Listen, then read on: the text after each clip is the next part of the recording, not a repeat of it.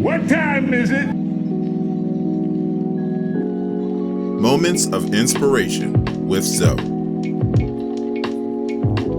Hey fam, this is Zoe and it's another episode of Moments of Inspiration, and I'm so glad that you joined me, and just having a great time hanging out here at Lake Wiley here in the Queen City, and it's just a blessed, great fall afternoon. And so once again, it's just always a privilege to hang out with you. Well, I was looking at an article recently on the position of the long snapper in the NFL. And that's something I never really thought about. And so, you know me, my mind started going and I began to think about it.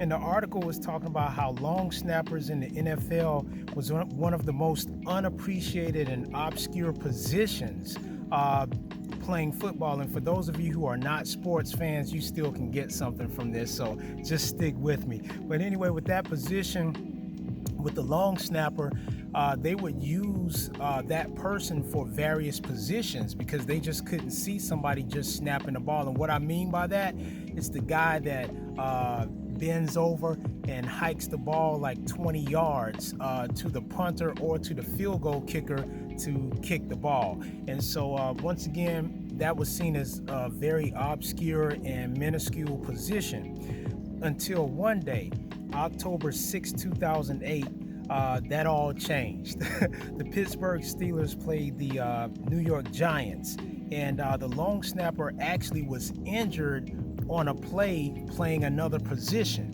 And so they no longer had a long snapper and they had to get someone to fill in during the game. They tried their best not to use them, but they had to use them. And this guy was, I believe, James Harrison, had to do the long snap. To make a long story short, the game was tight, it was close, and he snapped the ball and it went 28 yards in the other direction. And to make a long story short, because of that play, the Giants ended up winning the game. So as you could imagine, a lot of other teams saw that game, and from that moment on, the long snapper position was seen in a totally different way in the NFL. Now they always carry one person that just snaps the ball. Now that's a very high pressure type position because if you snap the ball like more than twice bad, you get cut from the team, but that's a whole nother story. So my reason for telling you that story is that was an underappreciated and obscure position, but a very important position that's held on the football team. And you may be asking right now, why this story? What does that have to do with me?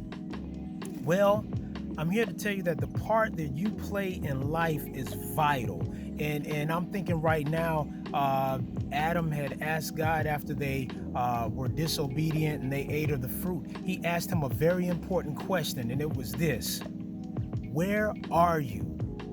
And that's the question I have for you today as well. When he asked, where are you? He wasn't talking about a position or physical location. He was asking him the position of his heart, the position of his mind, the position of his passion, his soul. Where is it? And I'm asking you the very same question right now. Where are you? Because sometimes we tend to lose our way or never find our way altogether because of what happened in our past. And I'm here, you know, your value has been built on disappointment and falling short or a mistake or being used or mistreated by somebody. And so I want to ask you that very same question that God asked Adam. Where are you? That's a very important question to be able to answer. And you know, sometimes when we lose our way, it could be because of pride. It could be because you believe in your own press and thinking more of yourself than you ought to. And I just want to leave you with this. If you're in that position, it's possible to succeed in your gift and be imprisoned by your lack of character.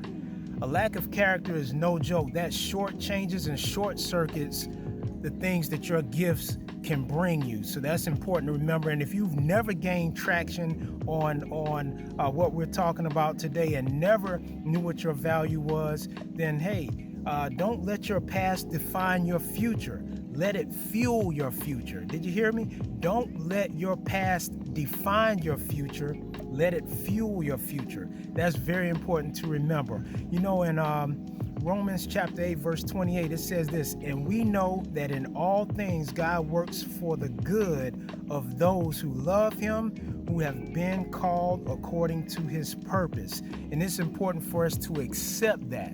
And you know, there was an example given decades ago, and I want to use that as well. So I want you to know I didn't come up with this at all, but it's a very great point. And it was a guy who had a dollar bill, you know, and there's value in this dollar bill when you spend it. But if I crumple it up, you know what? It spins the same. It spins the same. And so is your life. You might have been stepped on, you might have been mistreated, you might have been abused, you might have made a mistake, but it doesn't change your value. So I always want you to remember that. And when we understand that, and when we grasp a hold of that, then we become stronger as individuals. And then as that happens, we have stronger families, stronger communities, stronger cities, states, and countries, and eventually a stronger world. I want you to be encouraged and let you know that you are valuable, and never forget that something good is going to happen to you. God bless. Moments of Inspiration with Zoe.